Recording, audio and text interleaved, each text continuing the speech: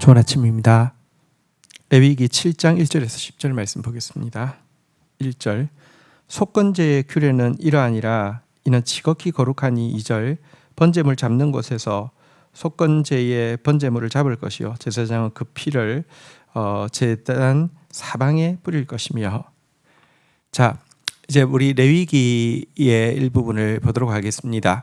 레위기는 제사법에 대한 내용이 굉장히 중요한 부분을 차지하고 있는데요. 이 제사법이란 하나님께 어떻게 나아갈 수 있느냐에 대한 내용이고요. 또 이 제사법에서 굉장히 중요한 것이 희생 제물과 피입니다. 우리가 하나님께 나아가는 것은 피 없이는 안 되고, 바로 여기에 흘려진 수많은 종류의 제물들의 피는 사실은 단지 짐승의 피를 상징하는 것이 아니라 그 피의 실체이신 예수 그리스도의 대속의 피를 의미합니다. 이런 점에서 레위기는 어렵게 보이지만 우리로 하여금 어떻게 하나님께 나아갈 수 있느냐와 또 예수 그리스도의 보혈의 대가가 도대체 얼마나 많은 것을 포함하는가를 잘 보여주는 보혈로 넘쳐나는 책이라고 할 수 있습니다. 특별히 오늘 이제 다루고 있는 제사는 속건제인데요. 여러분, 속죄제는 죄에 대해서 하나님 앞에서 참여하는 내용을 담는다고 하며, 속건제는 죄에 대해서 사람에게 정말 보상하고 진짜 그 사람의 마음에 닿도록 사과를 표현하고 이것을 마무리하는 것 단계에서 하나님께 드리는 제사를 속건제라고 하는데요. 속건제에 대해서 다루고 있습니다. 먼저 이 속건제는 지극히 거룩하다라고 이야기를 하고 있습니다. 사람에게 범한 죄에 대해서 제대로 정리하는 것, 이거 하나님 보시기에 사소한 게 아니라 하나님께 직접 하는 것과 마찬가지로 거룩한 것이다라고 이야기를 하고 있고요. 그리고 이 속건제 제물로 번제를 잡을 때에는요, 그 피를 사방에 뿌리라고 이야기를 하고 있습니다. 속건제로 바쳐지는 흠없는 양의 피를 이제 속건제 제사에 참여한 사람들이 볼 수 있도록 제단 사방에 뿌리라고 이야기한 것은요, 이웃에게 범한 죄로부터 온전한 자유와 대인관계의 온전한 회복이 이 피의 근원 대신 예수 그리스도의 공로로만 가능하다는 것을 표방하는 행위라고 할 수 있습니다. 이어지는 3절입니다. 그 기름을 모두 들이대 곧 그 기름진 꼬리와 내장에 덮인 기름과 사절 두 콩팥과 그 위에 기름 곧 허리 쪽에 있는 것과 간에 덮인 거풀을 콩팥과 함께 떼어내고 5절 제사장은 그것들을 다 제단 위에서 불살라 여호와께 화제로 드릴지니 이는 속건제니라. 자, 속건제에서 제사로 하나님 앞에 태워드릴 부분은 짐승의 기름 부분이었습니다. 그러니까 내장 부위라고 할 수 있습니다. 여러분, 이 내장 부위만 불살라 드리라고 했는데요. 왜 내장 부위만 불살르라고 했을까요? 하나님께서 이 속건제물을 받기 원하시는 것은 우리가 이웃에 대해서 범한 죄에 대해서 진심으로 통회하는 우리의 내장, 우리의 심정임을 잘 보여주고 있습니다. 이웃에 대해서 범한 죄를 우리가 속건제를 드린다고 다 갚을 수 있는 것 아닙니다. 하지만 그 상대방에 대해서 정말 그 심정으로 정말 사죄하는 마음, 이 심령으로 상한 마음, 진심으로 통회하는 마음을 하나님께서 이 관계 회복에 이렇게 제물로 받으신다는 것이 이 내장 부위만 이렇게 태워드리라고 한 가르침의 의미라고 할 수 있습니다. 6절 제사장인 남자는 모두 그것을 먹되 거룩한 것에서 먹을지니라. 이것은 지극히 거룩하니라. 7절 속죄제와 속건제의 규례가 같으니 그 제물은 속죄하는 제사장에게 돌아갈 것이요.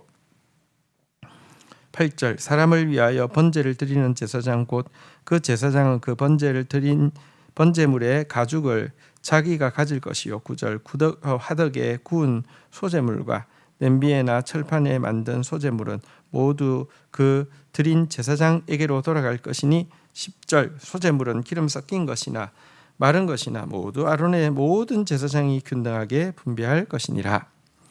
자, 이제 속건 제물에서 제사장에게 돌아가는 몫에 대한 내용이 먼저 6절, 7절에 나와 있습니다. 자, 그것은 무엇이냐고 하면요. 아까 내장 부위를 제외한 나머지 고기 부분은 속죄제도 마찬가지지만 제사장에게 돌리라 이렇게 이야기를 하고 있습니다. 그리고 제사장은 그 고기가 지극히 거룩한 것이기 때문에 구별된 것이기 때문에 집으로 가져가서 먹는 것이 아니라 거룩한 그 성소에서 다 먹어 치워야 된다 이렇게 이야기를 하고 있습니다. 여러분 대인관계에서 성도가 범한 허물에 대해서 참회하는 제사가 속건제잖아요, 그죠? 제사장은 이 제사를 침례하면서 성도들의 그 범죄, 이웃을 향한 범죄를 자기의 것으로 걸머지는 것이잖아요, 그죠? 이런 사람은 이 제물을 먹되 거룩한 곳에서 먹으란 말씀은 거룩한 마음, 거룩한 방법으로 이 이웃을 향한 범죄를 이렇게 속죄하는 이 일에 대해서 동참하라는 것이 됩니다. 때때로 영적 지도자들은 성도들의 어떤 부끄러운 연약한 상처들, 문제들에 대해서 알 수 있게 됩니다. 이제 그 상담을 할 수도 있고요, 고백을 할 수도 있고요, 이런 일들을 통해서 알 수 있게 됩니다. 이것은 사실 무슨 영적 지도자들이 뭔가 대단한 능력이 있어서거나 대단히 거룩해서가 아니라 하나님 앞에 이 문제를 올려드리는 마음으로 나눈 것이죠. 그래서 대인관계의 허물들 이런 것들에 대해서 알게 되었을 때 이것을 성소 안에서 다 이렇게 해결하라 이 말은요, 하나님의 방법, 거룩한 방법과 거룩한 마음으로 이 이웃에 대한 범죄의 문제를 해결하는 데 동참하라는 뜻이 될 것입니다. 결코 이것을 가지고 누설을 하거나 혹은 이것을 가지고 사람의 약점을 이렇게 내가 알게 되었다는 것은 굉장히 그 사람을 좌지우지할 수 있는 대단히 좋은 건수를 하나 잡은 것이 되지 않습니까? 절대로 그런 일에 사용해서는 안 된다는 것이죠. 그것은 거룩하지 않은 것입니다. 그것은 사악한 것이 되는 것입니다. 이어지는 내용에서 이야기하고 있는 부분은요, 그러니까 이제 그 예배자가 자원함으로 드린 모든 번제물 또 소제물 중에서 제사장의 몫으로 돌아가는 것이 무엇인지에 대해서 이야기하고 있는데요. 예를 들어 번제물에 벗긴 가죽은 제사장에게 들이대 그 담당 제사를 집전한 제사장에게 주어야 한다 이렇게 이야기를 하고 있는데요. 이어지는 9절 10절의 내용은 이제 화제물에 대한 이렇게 분배의 내용입니다. 화제물이란 이제 그 소제를 이제 이 불에 이제 태워서 드리는 그 제사 제물을 지금 이야기했는데요. 그러니까 죄송합니다. 이제 화제물이 아니고 소제물이라고 정정하겠습니다. 소제물은 그 곡식을 이렇게 추수하고 이것을 가지고 하나님 앞에 드리는 제물을 이야기하는데요. 이것 중에 예를 들어 직접 냄비나 철판에 이렇게 그 밀가루를 가지고 음식을 만든 것을 가져와서 이렇게 제물로 드리는 경우에는 그 제사를 집전한 제사장에게 돌려서 이렇게 취하게 하라 이런 내용이었습니다. 하지만 이렇게 직접 음식을 만드는 것이 아니라 소제물 자체를 이렇게 마른 소제물, 그러니까 곡식 가루를 바치거나 아니면 곡식 가루에다가 기름을 섞은 것을 바치는 이 원재료를 바친 경우에는 모든 아론의 자손이 균일하게 분배하라 이렇게 이야기하고 있습니다. 이런 경우는 모든 제사장들이 균등하게 나누어서 가지라 이런 내용이었습니다. 이것은 이제 보십시오. 직접 제물을 만들어 온 경우는 양이 많지 않기 때문에 그 집전 제사장에게 주어서 먹게 하였지만 그 재료를 바치는 것은 아무래도 밀가루 자체 혹은 기름 섞은 밀가루 자체를 바치는 것은 양이 많기 때문에 이것은 모든 제사장들에게 균등하게 나누라 이랬는데요.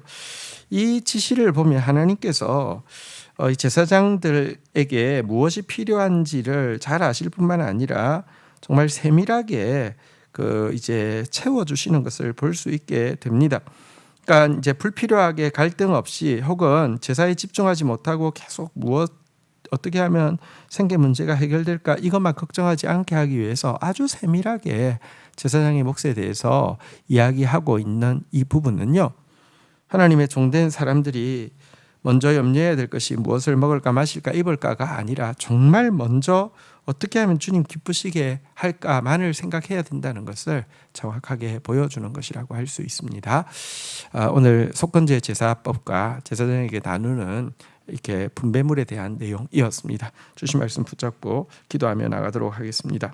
주님, 우리가 이웃에게 죄를 범한 것에 대해서 그냥 넘어가지 않게 해주시고 속건제를 드리며 속건제를 드리는 마음으로 진실하게 참회하고 통회하게 하여 주시옵소서.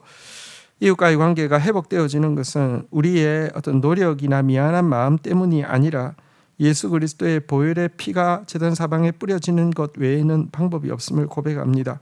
주님, 허물로 인하여서 상처난 관계를 위하여서 기도할 때 예수 그리스도의 보혈을 더욱 의지하며 매달리며 나아가는 자 되어지게 하여 주시고, 내장 부위를 불태워 드린 것 같이 정말 이웃에 대해서 잘못한 행위에 대해서 마음 다해서 통회하고 나아가다가 지극히 거룩한 이 참회가 되어져서 하나님으로 말미암는 온전한 회복이 있게 하여 주시기를 간절히 간구하고 소원합니다.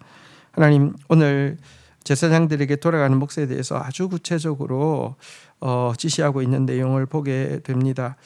하나님, 주의 일에 수종드는 자에게 무엇이 필요한지 아시고 또 세밀하게 채우시는 주님 앞에서 주의 말씀에 수종드는 자가 먼저 집중해야 될 것은 어떻게 하면 주님을 기쁘시게 할까? 어떻게 하면 성도들의 문제를 나의 문제처럼 걸머지고 싸울까? 어떻게 하면 거룩한 마음과 거룩한 방법으로 사명 감당할까 하는 것임을 보여주고 있습니다.